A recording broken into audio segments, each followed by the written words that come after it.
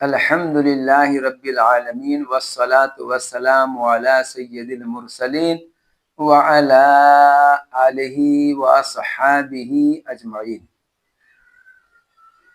اللہم صلی علی سیدنا شفیعنا حبیبنا مولانا محمد بارک وسلم صلاۃ و سلام علیک یا رسول اللہ صلی اللہ علیہ وسلم۔ وعلیکم السلام ورحمۃ اللہ تعالی وبرکاتہ۔ حضرت مولانا محمد ثاقب صاحب غوثی، آپ نے بہت عمدہ سوال پوچھا ہے کہ حضور اعلیٰ حضرت کی شخصیت کے بارے میں بتائیں، تو میں حقیر فقیر سراپا تقصیر محمد مقیم احمد رضوی آپ کو حضور اعلیٰ حضرت کی شخصیت جو کہ عظیم المرتبت ہے ان کے بارے میں کیا عرض کر سکتا ہوں۔ البتہ چند جملے حضور اعلیٰ حضرت عظیم البرکت مجدد دین و ملت، آیت من آیات اللہ و معجزۃ من معجزات النبی، امام احمد رضا فاضل بریلوی علیہ الرحمت والرضوان کے حوالے سے تمام سامعین کے نظر کر رہا ہوں، قارئین سامعین کے نظر کر رہا ہوں، ملاحظہ فرمائیں۔ سب سے پہلے حضور اعلیٰ حضرت عظیم البرکت محدث بریلوی رضی اللہ تعالیٰ عنہ کے 107واں عرس مقدس پر آپ حضرات کو دل کی اتھاہ گہرائیوں سے مبارکباد پیش کرتا ہوں۔ کچھ حالات بیان کرنے سے پہلے حضرت نعیم قادری کی لکھی ہوئی منقبت کے چند اشعار آپ حضرات کے سماعت کے حوالے کر رہا ہوں، ملاحظہ فرمائیں۔ اے امام اہل سنت، تاج دار علم و فن، خوب کی تجدید ملت تم نے اے سروے چمن، نائب شاہ دنا ہو جانشین اولیاء، رونق بزم طریقت واقف سر و علن، یادگار بو حنیفہ غوث اعظم کے شبیہ، یادگار بو حنیفہ غوث اعظم کے شبیہ، نازش مردان حق ہو زینت باغ و چمن، رسم بسم اللہ میں تھا کس قدر اونچا سوال، محو حیرت انجمن تھی واہ یہ نوری ذہن، بد نہاد و بد عقیدوں سے ہمیں نفرت ہوئی، اے جزاک اللہ عنا آپ کے ہیں یہ منن، گلشن اسلام کے گلہائے خوباں میں شہا، سرخ گل ہو یا کہ نرگس نسترن ہو یاسمن، عرض کرتا ہے نعیم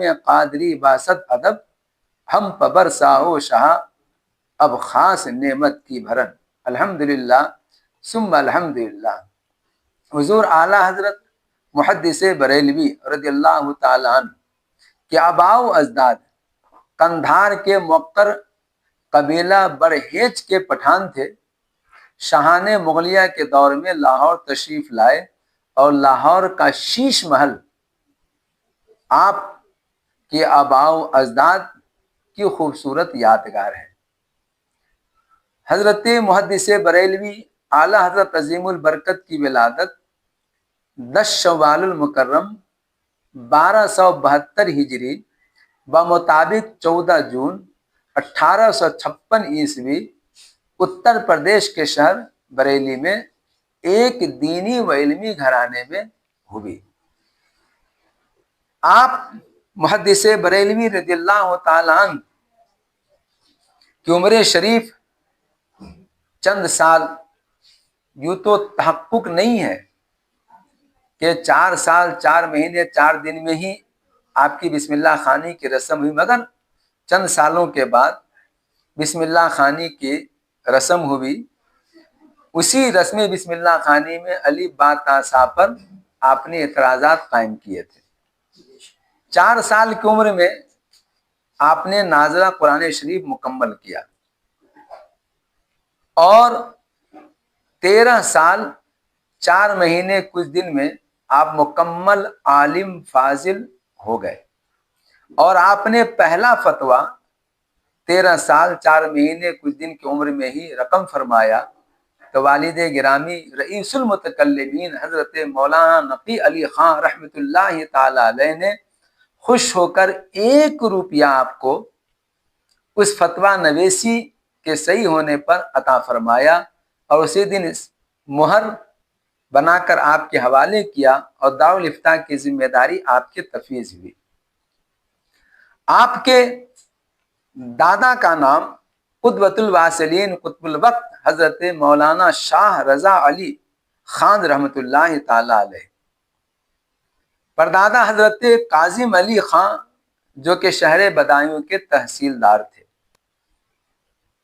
آپ عالم، فاضل، محدث اور جتنے علوم مروجہ سب پر کامل عبور رکھتے تھے۔ حضرت علامہ ظفر الدین بہاری رحمۃ اللہ تعالی علیہ، جن سے آپ بڑی محبت فرماتے، جنہوں نے سب سے پہلے آپ کے سوانح حیات پر حیات اعلی حضرت نامی کتاب تحریر فرمائی، اور الحمدللہ یہ بھی بہار کے حصے میں آئی کہ اس منظر اسلام کا قیام بھی عمل میں آیا، تو اس کے بھی متحرک حضرت ملک العلماء حضور ظفر الدین بہاری رحمۃ اللہ علیہ رہے، اور بہار کی سرزمین پٹنہ پر ہی آپ کو مجدد دین و ملت کے لقب سے ملقب کیا گیا، اور بہار سے جو آپ کو عزت ملی، جو مقام ملا، وہ دوسری ریاست سے نہیں۔ آپ کی اکثر تصنیفات تحفہ حنفیہ پٹنہ سے ہی شائع کیے گئے۔ الغرض یہ، آپ کی عمر شریف جب 22 سال کی ہوئی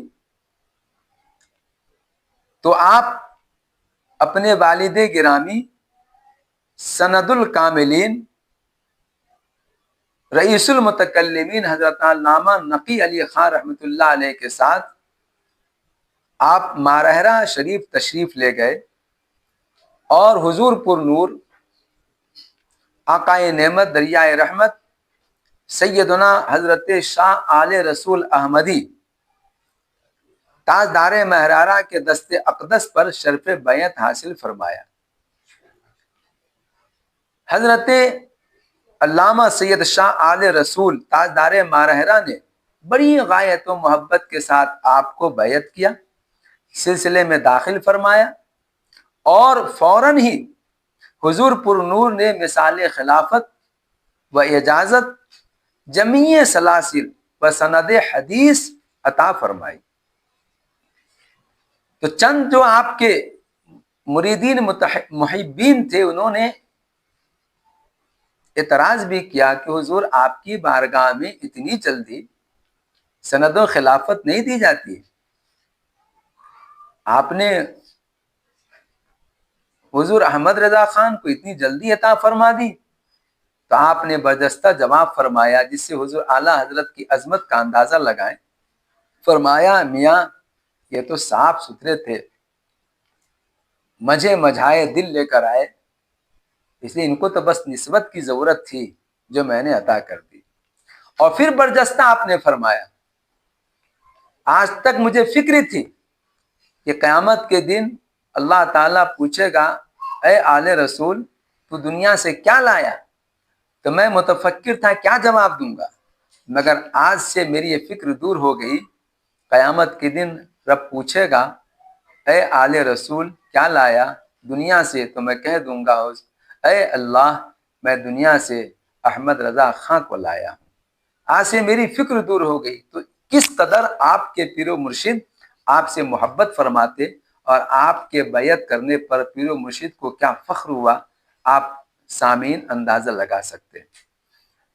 دوسری چیز یہ کہ 26 شوال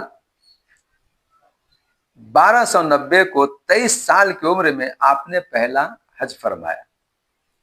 سفر حج کے لیے جب آپ گئے، علماء مکہ، علماء مدینہ نے اپنے دل بچھائے، وہاں یوں تو سینکڑوں نہیں لاکھوں لوگ جاتے آتے، ہزاروں علماء جاتے ہیں، مگر اعلیٰ حضرت علیہ رحمت و رضوان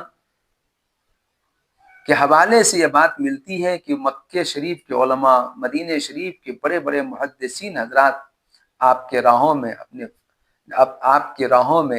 اپنا دل بچھاتے تھے، بڑی قدر ہوئی۔ بہت سارے محدثین نے آپ سے حدیث پڑھے اور کچھ نے آپ کو پڑھایا بھی، بہت سارے کو آپ نے اجازت حدیث دی بھی، اور کچھ سے آپ نے اجازت حدیث لی بھی۔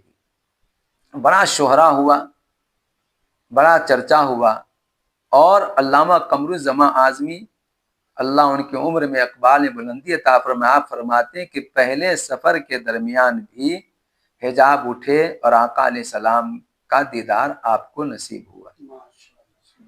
پہلے سفر سے آپ واپس آئے، ملک ہندوستان کے شہر بریلی میں آپ کا قیام رہا، درس و تدریس سے جڑے رہے، بڑے بڑے شواگرد آپ کے ہوئے، اور آپ لوگوں کو علم کی پیاس بجھاتے رہے، جس کی تفصیل کا وقت نہیں ہے۔ حضور ملک العلماء علامہ عبدالرشید وغیرہما، حضور صدر الشریعہ وغیرہ ان کے زندہ و تابندہ مثال ہیں۔ آپ نے فتاوی نویسی کی طرف رخ کیا تو فتاوی رضویہ فقہ کے اوپر آپ کا علمی شاہکار ہے، 1000 سے زائد تصنیفات آپ کے گواہ ہیں۔ یوں تو آپ کے صرف 4 استاد ملتے ہیں، آپ نے کچھ اپنے والد سے تعلیم حاصل کی اور کچھ تعلیم حضرت سید آل رسول احمدی مارحرہ مطہرہ کے سرکار سے حاصل کی۔ ابتدائی تعلیم غلام عبد القادر مرزا سے حاصل کی۔ بقیہ ایک دفعہ ایسا ہے کہ جب شرح چغمینی کا آپ مطالعہ کر رہے تھے تو آپ کے والد گرامی نے فرمایا، میاں کیوں وقت ضائع کرتے ہو، تجھے مدینے والے آقا سب سکھا دیں گے۔ سبحان اللہ۔ تو آپ کو علم لدنی حاصل تھا۔ اس طرح سے ایک مثال آپ کے سامنے پیش کروں، مسلم علی گڑھ یونیورسٹی کے ایک بڑے پروفیسر تھے، وائس چانسلر سر ضیاء الدین صاحب، جو جرمن سے پڑھ کر آئے تھے۔ ان کو علم تکسیر وغیرہ، علم ریاضی پر بڑا عبور حاصل تھا۔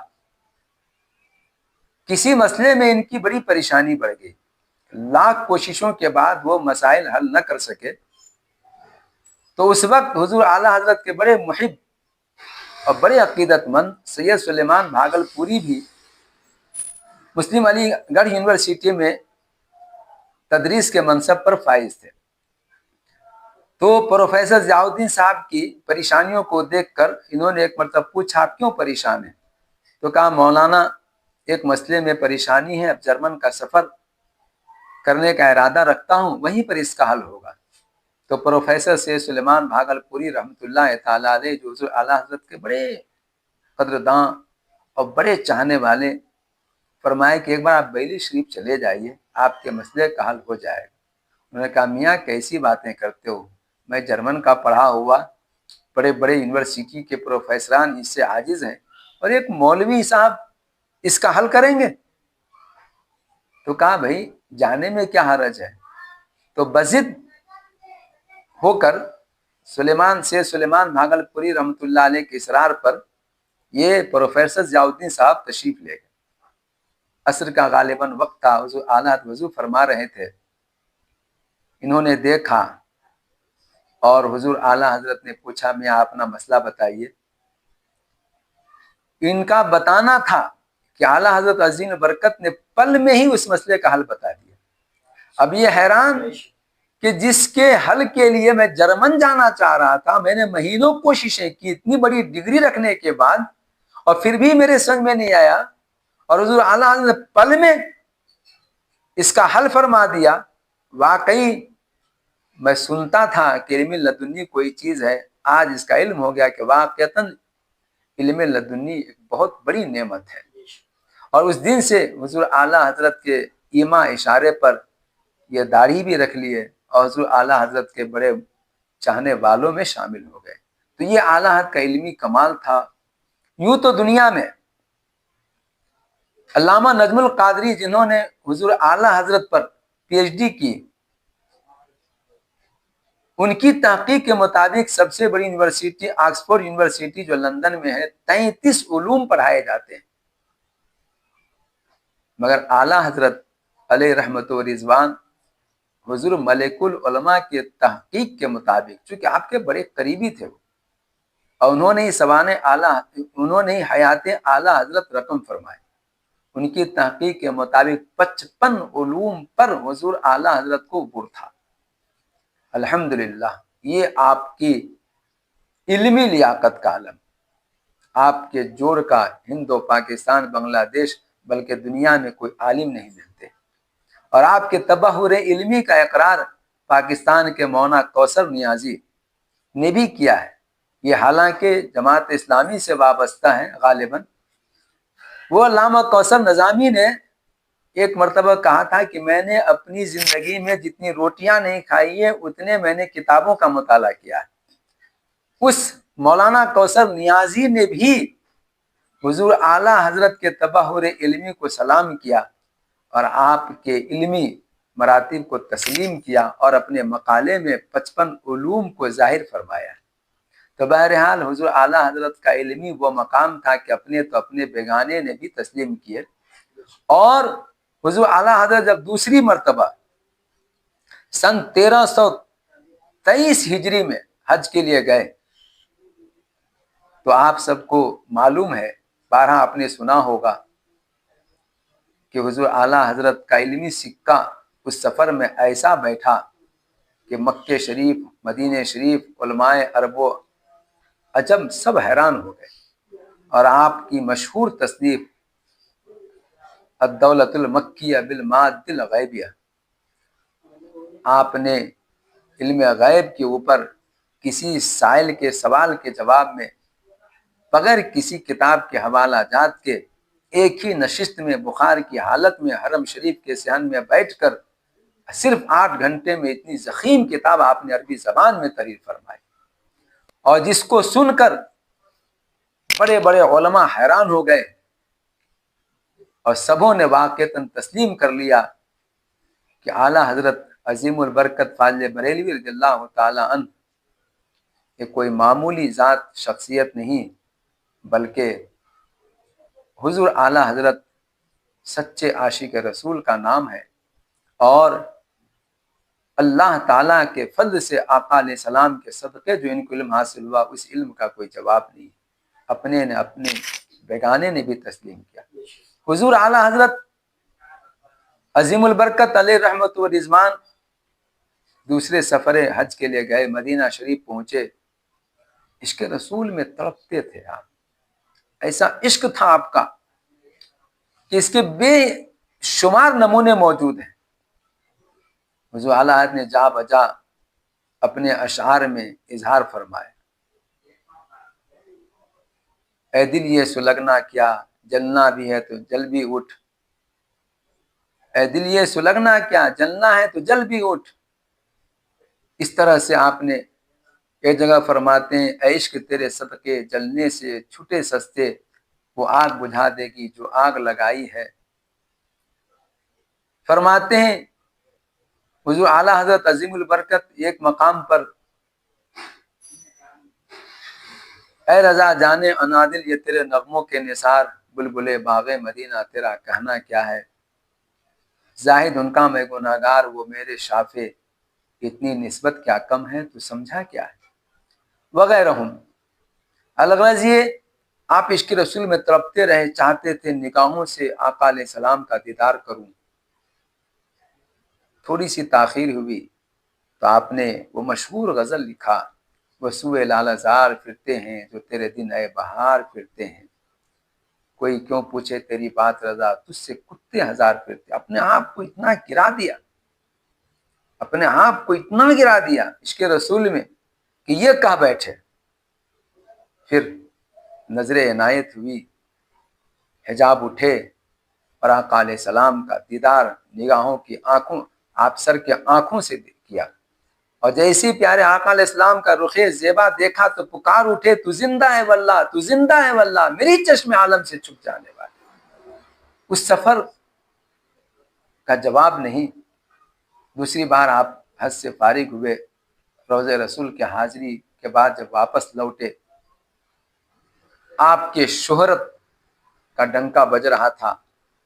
بہرحال آپ کے شواگرد علامہ صدر الشریعہ، صدر الافاضل، ملک العلماء وغیرہ آپ کی علمی یادگار فتاوی رضویہ، احکام شریعت وغیرہ، آپ کے ملفوظات جو 4 حصوں پر مشتمل ہے، الملفوظ کے نام سے مشہور، یہ سب مطالعہ کریں تو حضور اعلیٰ حضرت کی شخصیت کا پتہ چلے۔ حضور اعلیٰ حضرت کو بڑے بڑوں نے اللہ کی نشانیوں میں سے ایک نشانی قرار دیا۔ ہمارے بڑوں نے اعلیٰ حضرت عظیم البرکت کو نبی کے معجزات میں سے ایک معجزہ قرار دیا۔ بس اندازہ لگائیں چند جملوں میں، حضور اعلیٰ حضرت کی علمی گہرائی و گہرائی کا اندازہ نہیں لگا سکتے۔ آپ ایک سچے عاشق رسول، ہم درد قوم و ملت، سنیت کے محسن، پاسبان ناموس رسالت، حضور اعلیٰ حضرت علیہ رحمت و رضوان اپنے وقت کے عالم، فاضل، محدث اور نہایت ہی غمخوار تھے، غریبوں کی بڑی مدد فرماتے۔ حضور اعلیٰ حضرت کا اخلاق بہت بلند تھا۔ حضور اعلیٰ حضرت کی سیرت، پیارے آقا علیہ السلام کی سیرت کے مظہر، آپ کی سیرت کا ایک نمونہ بتاتا ہوں۔ ایک بچہ ایک دن حضور اعلیٰ حضرت کی بارگاہ میں آیا اور کہا حضور میرے گھر میں دعوت ہے آپ کی۔ ایک بچہ کم عمر تھا، 10-12 سال کا رہا ہوگا۔ حضرت ملک العلماء نے اپنی کتاب حیات اعلیٰ حضرت میں لکھا ہے اور کہا کہ آ جائیں، تو حضور اعلیٰ حضرت علیہ رحمت و رضوان نے ان کی دعوت قبول کی، اور سید ایوب علی صاحب جو آپ کے یہاں تھے، انہوں نے ان کو بلایا اور کہا کہ آپ اس کا پتہ معلوم کر لیں، اس کے گھر معلوم کر لیں، ہمیں دعوت میں جانا ہے۔ وہ بچہ چلا گیا، بھلا بچے کی دعوت؟ حضور اعلیٰ حضرت علیہ رحمت و رضوان نے دعوت قبول کی۔ سید ایوب علی صاحب نے فرمایا حضور ہماری یہ کیا دعوت کریں گے، لگتا ہے یہ بچہ ایسی مذاق کر کے گیا، یہ لوگ غریب لوگ ہیں کہ ہماری خاطر تواضع نہیں کر سکتے۔ تو حضور اعلیٰ حضرت نے فرمایا میاں ایسے کی ہی دعوت میں جانا چاہیے۔ اور جب وقت ہوا تو آپ نے خود سید ایوب علی صاحب کو بلوایا اور کیا چلیے دعوت میں جانا کہا۔ حضور ایسا نہ ہو کہ بچہ مذاق کر کے گیا ہو، کیا ضرورت ہے دعوت میں جانے کا؟ نہیں، دعوت میں جانا ہے، ایسے ہی لوگوں کی دعوت میں جانا ہے۔ اور حضور اعلیٰ حضرت گئے سید ایوب علی صاحب کو لے کر۔ غور سے سنے کہ حضور اعلیٰ حضرت کی سیرت کتنی پیاری۔ آج لوگ حضور اعلیٰ حضرت کی سیرت کے حوالے سے بیان نہیں کرتے، غلط طریقے سے پیش کرتے۔ آپ نے آواز دی تو بچہ نکل کر آیا اور سیدھا اندر چلا گیا۔ کچھ دیر کے بعد آپ حضرات اندر تشریف لے گئے، بیٹھنے کے لیے معمولی چٹائی تھی، کچھ بھی اہتمام نہیں تھا۔ تو آپ نے فرمایا شہزادے کیا حاضر کیا جائے، تمہارے والد کہاں ہیں، کیا کرتے ہیں؟ تو سید ایوب علی صاحب نے کہا کہ حضور ان کے والد غلط کچھ ناچ گانے کا کام کرتے تھے، اس کے یہاں کیسے دعوت کھائیں گے؟ تو ان کی ماں نے پیچھے سے جواب دیا اب وہ نہ رہے، انتقال فرمایا، کرتے تھے مگر ہمارا یہ بچہ مزدوری کرتا ہے اور ہم جائز پیسے سے آپ کی دعوت کر رہے ہیں، اور آپ رضی اللہ تعالیٰ عنہ کی دعوت کے لیے روٹی اور معمولی چٹنی کے مانند یا چٹنی کہہ لیجیے دعوت میں پیش کیا گیا۔ اب سید ایوب علی صاحب کا بیان ہے کہ شوربہ ہوتا تو اعلیٰ حضرت شوربہ پسند فرماتے تھے روٹی کے ساتھ، لیکن یہاں شوربہ بھی نہیں ہے، چٹنی کی طرح سوکھا کوئی سالن ہے اور روٹی ہے، وہ بھی گیہوں کی روٹی نہیں ہے۔ لیکن اعلیٰ حضرت نے اس غریب کے گھر میں بیٹھ کر اسی چٹنی کے ساتھ دعوت قبول فرمایا اور شکم سیر ہو کے کھایا، یہاں تک کہ سید ایوب علی صاحب کو بھی اور کھائیے اور کھائیے، کہا حضور آپ تو ایسے دعوتوں میں جاتے نہیں اور آج تو آپ خلاف معمول کھانا کھا رہے ہیں. تو کہا یہ خلوص سے بھری ہوئی دعوت ہے، ایسے دعوت میں کھانا چاہیے، ضرور کھانا چاہیے. یہ حضور اعلیٰ حضرت کی سیرت، آپ بڑے ہی اچھی سیرت کے مالک اور پیارے آقا علیہ السلام کے خلق کے مظہر تھے. آپ اشداء علی الکفار رحماء بینہم کے مظہر تھے. آپ بدعقیدوں کے لیے سخت تھے، اپنوں کے لیے بڑے نرم تھے. بے حساب اس کی ایسی مثالیں. حضور اعلیٰ حضرت علیہ رحمت کی بارگاہ میں بارہا خطوط آتے ہیں، سینکڑوں خطوط آتے تھے. ایک دفعہ، اور آپ کے یہاں عصر سے مغرب تک جو وقت تھا وہ لوگوں کے سوالات کے جوابات دینے کے، خطوط وغیرہ پڑھنے کے، تو ایک صاحب خط پڑھ رہے تھے، اس میں کسی نے حضور اعلیٰ حضرت کو گالی لکھ کر بھیجا تھا. تو پڑھنے والے نے پڑھا اور بند کر دیا، مکمل نہیں پڑھا کہ حضور اعلیٰ حضرت کو کبیدہ خاطر ہوگی. آخر میں اسی شخص نے کہا حضور اجازت دیجیے تو اس لکھنے والے پر ہم مقدمہ کریں گے، ان کو ہم جیل بھیجیں گے. حضور اعلیٰ حضرت فاضل بریلوی اندر گئے، 10-12 خطوط لائے اور کہا پہلے مولانا اس کو پڑھ لیجئے. تو پڑھنے لگے. پڑھنے والے کا چہرہ کھل رہا تھا، خوشی کا اظہار کر رہے تھے.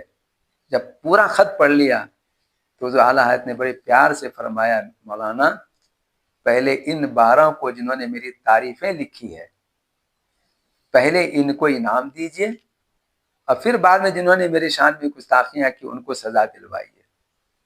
یہ حضور اعلیٰ حضرت کی سیرت تھی. آپ اپنوں کے لیے بڑے نرم، گستاخان رسول کے لیے اشداء علی الکفار کے مظہر تھے.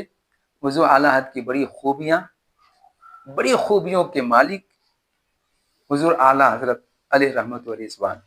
بہرحال وقت کی کمی ہے، میں آپ جملہ سامعین سے گزارش کروں گا کہ حضور اعلیٰ حضرت کو پڑھیے، سمجھیے، ان کی علمی مقام، ان کی عبادت، ان کے تقوی کو دیکھیے. حضور اعلیٰ حضرت کئی فرض کو قضا نہیں کرتے تھے، آپ سے کبھی کوئی سنت بھی نہیں چھوٹی.